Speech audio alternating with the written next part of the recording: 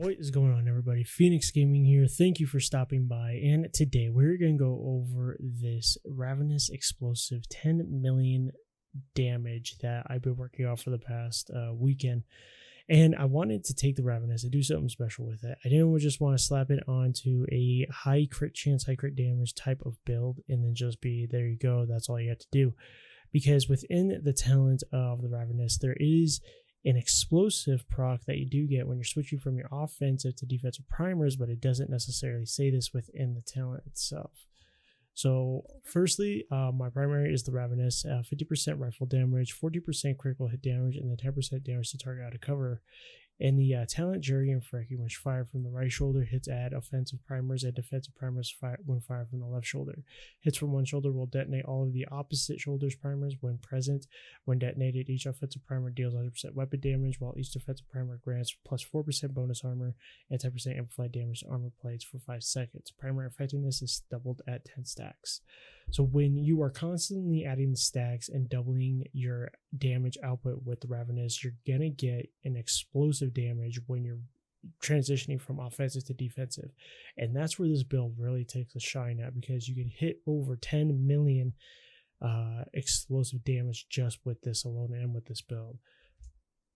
So to start off, I also have the, as my secondary, I've got it from Moss 2010, 12% assault rifle damage with 12% health damage, and then 6% damage to armor with fast hands, critical hits, add a stack, and 4% reload speed bonus, max stack is 40, and then for my sidearm, I'm just running a D50.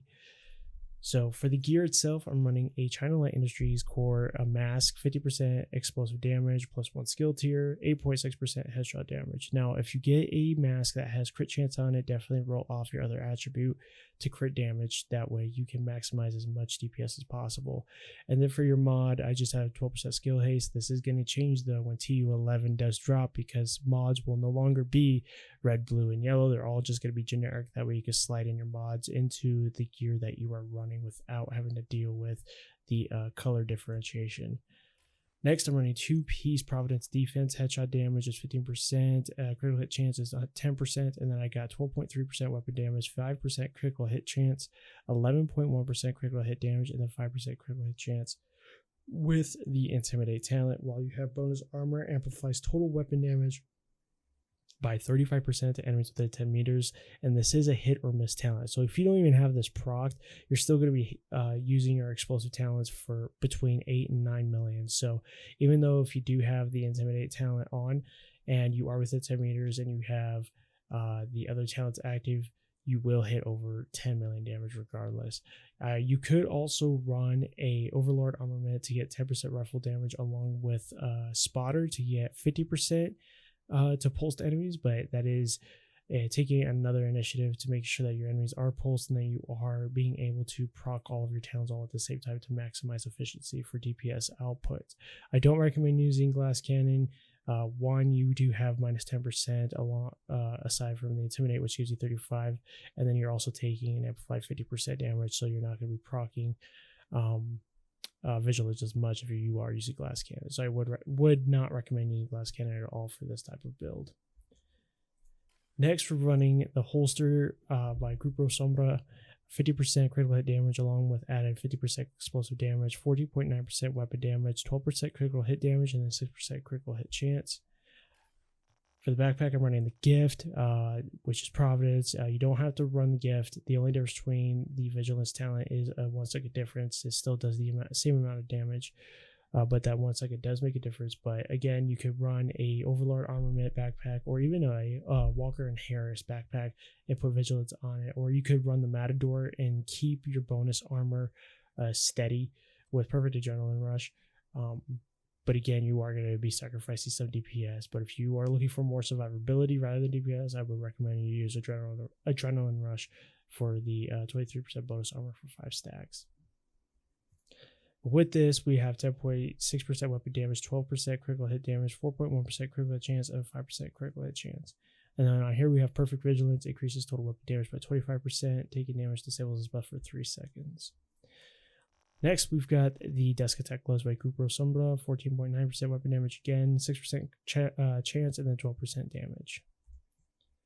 And then lastly, we are running Sawyer's Knee Beds. Now, the reason why I'm running the Sawyer's knee pads and not the Fox's Prayer is because Sawyer's knee pads gives you a total amount of weapon damage when you're up at 10 stacks, and then it's lost after 10 seconds of moving.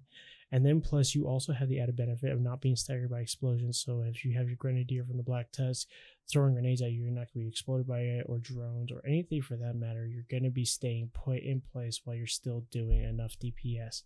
The benefit to using the Sawyer's knee pads is because you also do get a 170 armor to it, so you can max out your exotic knee pads and still have some survivability. But Fox's Prayer, yeah, it does give you a 8% damage to target out of cover, which is multiplicative, but you're not going to be proccing that explosive damage, whereas you could get the 30% total weapon damage from using Sawyer's knee pads. So just keep that in mind. You can definitely run Fox's Prayer. It is the best slot type of gear, but for this build, if you want to maximize your explosive damage, I would recommend you use Sawyer's knee pads. For the skills, I'm just running Fixer Drone. You could run the Crusader Shield, pop up your shield, put on your offensive primers, take it down, switch shoulders, and then use defensive. You could do that if you really wanted to. It does take a little bit of muscle memory in order to be effective when using it, but for me, I'm using the Fixer Drone because I'm going to be behind cover more often than not, rather than using the shield. And then I've got my Reviver Hive because that's what I use when I do run solo, but you can definitely run whatever it is that you want to run yourself. And for the specialization, I am using the Demolitionist specialization because with the Demolitionist specialization, you get the 10% bonus explosive damage on the explosive ordnance tier 3. So this is for a total of 40%.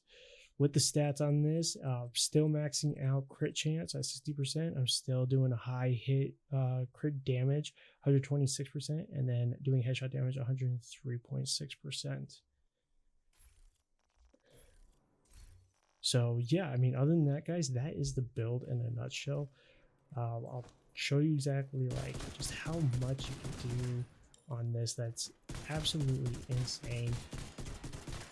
I love it. I love the damage that you can proc from this. It's incredible of what the Ravenous is capable of, you know. And a lot of people are saying, you know, you're not going to get it, but I highly recommend that if you go onto the Division 2 LFG and you get a group together, like you're going to get, you can find a group of 8 people, you can go into the raid, and more than not, there's going to be people that are going to drop the Ravenous for you. So I highly recommend go on to the Division 2 LFG on the Discord, or look for clans that need more group members that are willing to run with you. They are definitely willing to help people get this weapon. It is a very good weapon. It is a definite use for taking out heavies, making it quicker, taking out the dogs to eliminate their health quickly. It is a lot of fun to use. You can take this build into a legendary mission solo. It does take a little more time, but if you take your time with it, you get used to the feel and mechanics of this build, you are literally unstoppable, and you are blazing everything in your path and melting everything in your path. So other than that, guys, I have nothing else further for you. That's all I have regarding this build. I really hope you enjoyed this build. For all my returning subscribers, thank you so much for taking the time out of your day to watch this video. I really want to hear your thoughts on what you think of this video. Definitely leave your comments down in the section below. And if you have questions about what to do or about this build or how you can tweak it and make it better, definitely leave it down below, because I always love interacting and being contacted and trying to give as much information as possible for you guys. For anyone that found this video, definitely hit that subscribe button and turn on notifications. That way you don't miss another Division 2 content video. I'm going to try and hit up Division 2 Mondays, Wednesdays, and Fridays throughout the week, and then doing something special on Tuesdays and Thursdays. Kind of mix it up a little bit because the Division 2 is starting to kind of die down again, and we're kind of going into a lull until the next content drop. But other than that, guys, thank you so much for taking the time. I hope this video was very informative for you. Please like, share this video, and show it to everyone that you possibly can. Thank you so much again. You guys make the channel, and I can't express my gratitude enough. So thank you very much. Other than that, guys, I have nothing else further for you. Please, hit me up in the comment section below. Follow me on Twitter at PHXGaming_. And then other than that, I will catch you around next time. Take care.